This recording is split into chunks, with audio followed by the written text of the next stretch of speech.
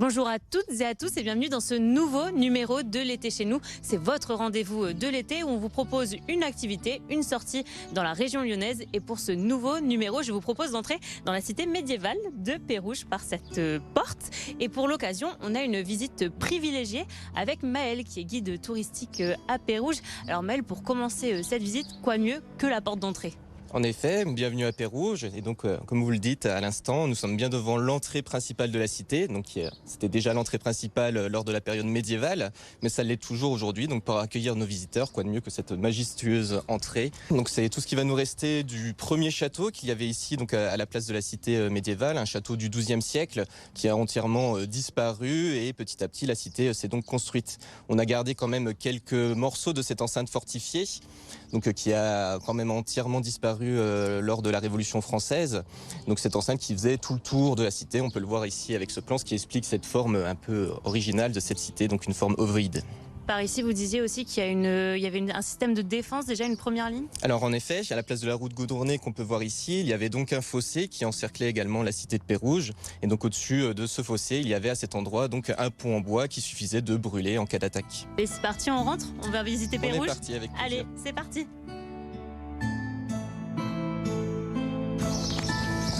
Et là maintenant, vous nous emmenez dans quelle rue, Maëlle ? Alors la rue du Prince, non pas parce qu'un prince vivait ici à Pérouges, mais nommé ainsi en l'honneur des ducs de Savoie. Donc c'est un peu nos Champs-Élysées de l'époque. Donc c'est la rue la plus commerçante et la plus riche, surtout de la cité. Parce qu'au fond de la rue, on a donc la maison du châtelain, là où vivait la personne la plus importante et celle qui dirigeait donc la cité. Et de l'autre côté de la rue, donc on peut voir des maisons d'artisans. Donc des artisans qui ont, leurs maisons ont toutes le même principe. Au rez-de-chaussée, donc la partie atelier, au premier étage la partie habitable, et donc le grenier tout en haut de ces habitations. Donc certains avaient ce système de volet à l'horizontale, donc qui permettait par exemple à un cordonnier de disposer ses souliers sur le volet, et les gens pouvaient donc acheter directement depuis la rue ou passer commande également depuis la rue. Il y avait beaucoup de commerçants, d'artisans déjà à l'époque ? Il y avait un marché tous les samedis et l'artisanat le plus représenté ici à Pérouges, c'est les tisserands. Donc on tisse le chanvre à Pérouges, contrairement aux Lyonnais qui tissaient la soie. Donc le chanvre, c'est cette matière, qu'on peut dire vulgairement tissu de sac à patates.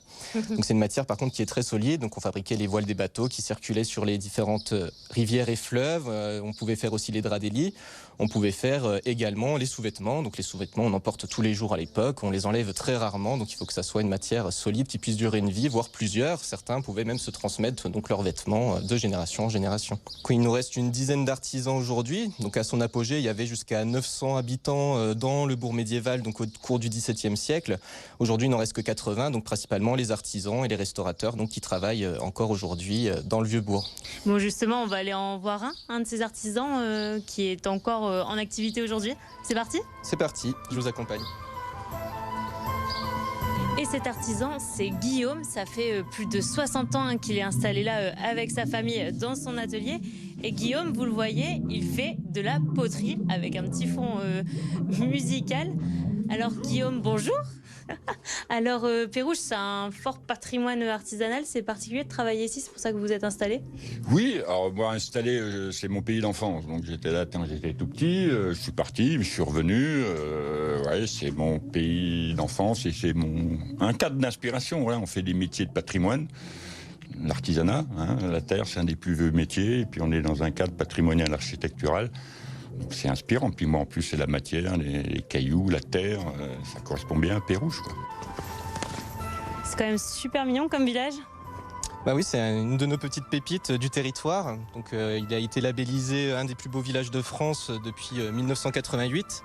Et c'est le seul plus beau village de France du département de l'Ain. Donc c'est pour ça qu'on en est très fiers aujourd'hui. Une fierté, j'imagine, ici, oui. Bon, là, on est sur la place principale, la seule place même de Pérouges. Alors, qu'est-ce que vous pouvez nous dire, Maëlle, sur cette place ici ? Alors on est sur la place aujourd'hui du Tilleul, mais autrefois place de la Halle. Donc une halle médiévale se situait juste ici au-dessus de notre tête. Donc une halle qui a été brûlée en 1839. Donc on ne sait pas si ça a été un accident ou non. En tout cas, c'était la période de déclin de la cité, mais la montée en puissance de Meximieux, donc la ville voisine à la nôtre. Donc petit à petit, la ville a été délaissée avec l'ouverture de nouvelles routes commerciales au cours du XVIIIe siècle sous le règne de Louis XV. Également l'arrivée du chemin de fer à Meximieux et non pas à Pérouges, donc ce qui a favorisé l'essor de cette ville, mais le déclin de Pérouges. Donc Pérouges, c'est une ville qui a failli disparaître, mais comme vous pouvez le voir, elle a réussi à renaître de ses cendres et on peut profiter de cette magnifique place aujourd'hui grâce à quelques habitants qui ont su résister à la modernité. Donc là, ce qu'on voit, par exemple, les bâtiments qu'on a devant nous, est-ce qu'ils ressemblaient à ça dans la belle époque de Pérouges, la cité médiévale? Alors les matériaux utilisés sont les mêmes que pour la période médiévale. Donc on a du tuf. Le tuf, c'est la pierre de taille entre guillemets traditionnelle qu'on peut apercevoir dans la cité, donc qui était extraite des carrières de Meximieux. Vous avez également les galets dits glaciaires ou têtes de chat, voire même appelés couilles bressanes dans la région. Donc il suffit d'aller vers le Rhône ou la rivière d'Ain pour les récupérer. Il suffit de vous baisser pour les ramasser. Donc c'est des matériaux de proximité et surtout locaux et peu chers. Bon, on m'a raconté que Bill Clinton et sa femme Hillary Clinton étaient venus justement à Pérouges en visite, eux aussi, l'ancien président des États-Unis. Ils ont voulu manger dans cet hôtel et la petite anecdote, c'est qu'il avait apparemment un régime alimentaire pour perdre un petit peu de poids. Il aurait demandé un menu adapté. L'hôtel lui aurait dit tout simplement non, mais on a évité l'incident diplomatique puisque Bill Clinton s'est quand même régalé et a bien mangé dans cet hôtel et on le voit sur les images. Là, il est sur la place du Tilleul, la place principale de Pérouges. On a de la chance aussi, on a l'une des plus âgées puisque vous êtes la doyenne, c'est ça, du village? Oui, oui, c'est ça, oui. Vous avez quel âge? On peut vous demander quand même? Eh ben, voilà, on est arrivés, nous, il y a 60 ans, j'avais 30 ans, donc, calculé, ça fait 93. C'est agréable de vivre ici à Pérouges, y passer ces vieux jours? Oui. Oh là là, bien sûr. Alors là, c'est agréable. Regardez, on est bien là. Il y a une vieille maison. Là. Je suis là dans la maison la plus vieille de Pérouges. Regardez comment elle est faite de briques et de broc. Oui, c'est une maison très ancienne. Voilà, les briques et de broc, des galets, des briques, des bouts de pierre qui sortent. Voilà. Elle fait de briques et de broc, ce qui fait qu'en bas les murs ont 1 mètre. En haut, c'est comme ça. Ce qui fait qu'il n'y a pas un angle droit dans la maison. C'est voilà.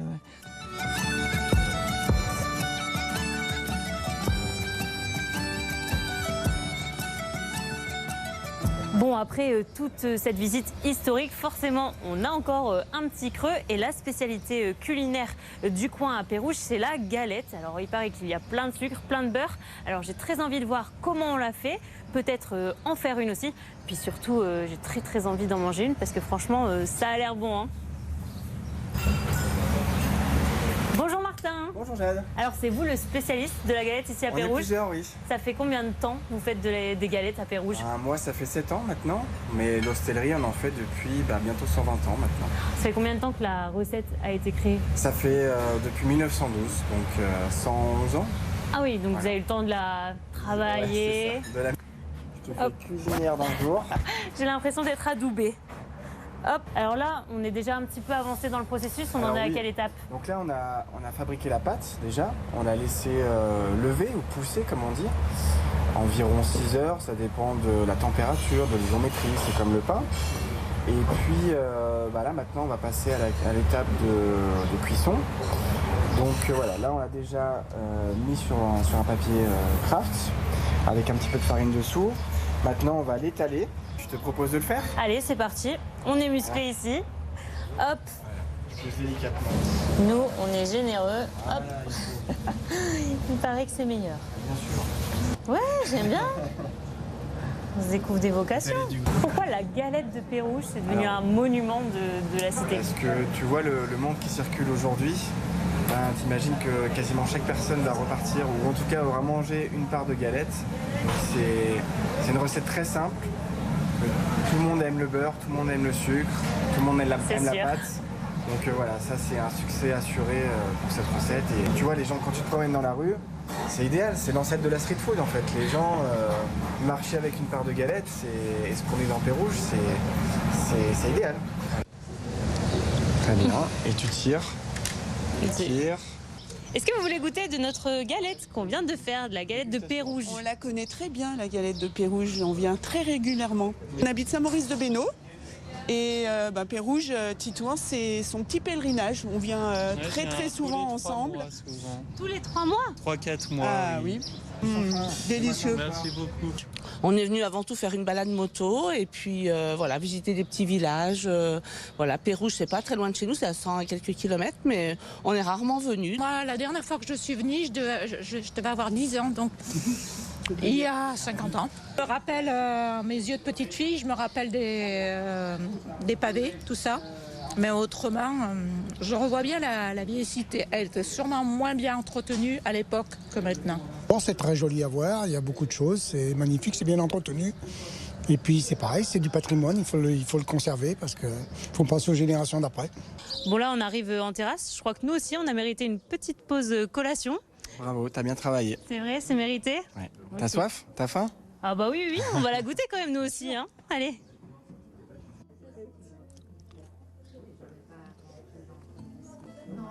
Dis donc, c'est super bon. Hein. Allez, viens Maëva, t'as filmé toute la journée aussi, je pense que t'as bien le droit de goûter. Hein.